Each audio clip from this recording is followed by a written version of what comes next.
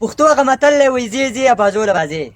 دا هغه مولانا فضل الرحمن و چې عمران خان ته به د یهودي جنټ وایو، عمران خان ته به قادیاني وایو، خو چې نن ورته پته ولګېده چې خلک بل طرف ته اوښتی دی، حق او سچ یې وپېژانده، اوس دا راپاڅېدو.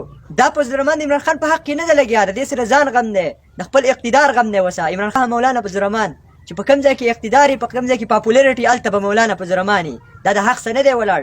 د الیکشن نه مخکې چې دا کوم ظلمونه کېدل ته چېرته وې؟ خو چې الیکشن وشو پته ته ولګېده چې خلک بل طرف ته غوښتی دی، سیټونه دې ونه ګټل چې اوس د اقتدار غم کې تا موږ هېڅ چرې نه تسلیموو، تا موږ د ځان سره نه شاملوو. دغه غټه وجه ده. قدرمندو کتونکو د لږ د دروغ جواب به چې کوم دی د ده په لهجه کې دته کوو، خو د ټول نه وړاندې ما مخکې یو پوسټ وکړو، یو ویډیو مې ورکړله چې د نفرت انګیز پوسټونو نه ځان وساتئ. مه پی ټي آی والا کوئ، مه یې د جی یو آی والا کوئ. خو چونکې دا خلک نه صبرېږي، ولې چې دوی که د ملا خلاف خوله وازه نه کړي، د ملا خلاف ونه غاپي، نو د دې ویډیو بیا نه وایرل کېږي. دته زه په ریکارډ سره وایم چې ته نواز شریف خلاف ویډیو وکړه، زرداري خلاف یې وکړه.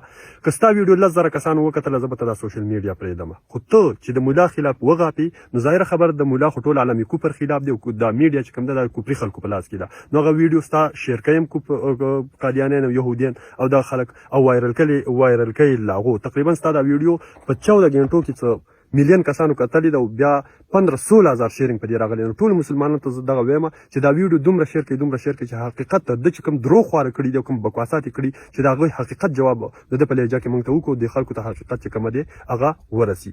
د دروغ وویل چې زی نو چې کومه دی هغه به ابازوله به راځي، که دغسې متل یې وکړو عمران خان داسې ویلي او داسې. نو ده ته زه وایم چې خدای دې پویه کا دومره خو جاهل او احمق انسان چې ته تلی او که زه تلی، موږ دله راغلي، تاسو موږ له راغلي، زموږ خپو له راغلي، زموږ په خپو کې پرېوتي چې موږ مدد وکړي او موږ را خلاص کړو، لیډر یې راله ختم کړو، پارټي یې راله ختم کړو. مولانا صاحب هغو چونکې دنیا ته پته ده چې دا خپل حکومت خو نشي جوړولی، خو پاورفل مولا دی.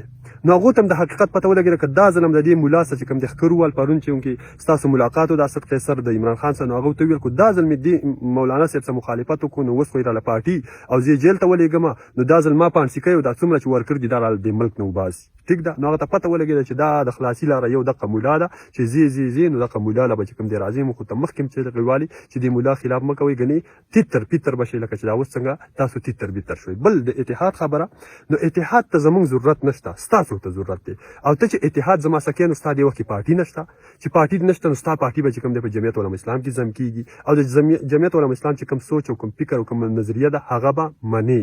چې هغه نه منې، د سره اتحاد مونږ کوو. نو که ته زما نظریې ته راوړې، زما نظریه فالو کې د یهودو قادیانانو دپاره کار پرېږدي، نو بالکل چې کوم دی ستاسو سره مونږ هېڅ قسم دښمني نشته. او که دغه نظریه او دغه نظریې دپاره کار کوي، د یهودو قادیانانو دپاره د ملک کار کوي، نو زموږ او ستاسو دښمني اوس هم ده، بیا به مې خو د ذهنونو دښمني، د بدنونو نه. څنګه چې مولانا صاحب ویل چې د پی ټي آی سره زما چې کوم دی د ذهنونو دښمني ده، د هغو د بدنونو سره زموږ هېڅ دښمني نشته. هغه د خپل ذهن صفا کړي، د یهودو قادیانانو دپاره د کار پرېږدي، بالکل ورته موږ تابعدار یو.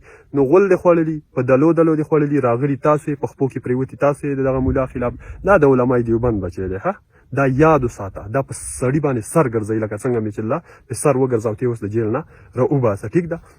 نو نفرت نه ځان وساتئ. که ته راځې ماله راغلی بېګا، ته راغلی، موږ د پسې نه درغلي، او موږ که اتحاد کوم، نو مولانا صاحب ویلي چې زه که چېرته اتحاد کوم، اول خو د هېچا سره مې اتحاد نه کوم، نو بیا زه نون لیګ نه علاوه د نور چا سره اتحاد نه کوم، ولې چې هغه لږ په سړیتوب پوهېږي. او ستاسو زموږ اتحاد، نو دا داسې دی لکه ځمکه اسمان چې کوم دی دا خپلو کې جنګېدل دي، دا داسې دی لکه اور او اوبه یو کول دي. نو ستاسو سبا اتحاد زموږ هله کېږي چې ته د خپل ذهن نه دا ګنده نظریه چې کوم دی وباسي، د یهودو قادیانانو دپاره کار پرېږدي. زموږ وروڼه یې سوي راکړو، تر څو چې د یهودو قادیانانو دپاره کار کوئ، نو موږ به ستاسو خلاف وو، او بیا به هم چې کوم دی تر مرګه وي. ویډیو دومره شیر کړئ چې هر چا ته ورسي.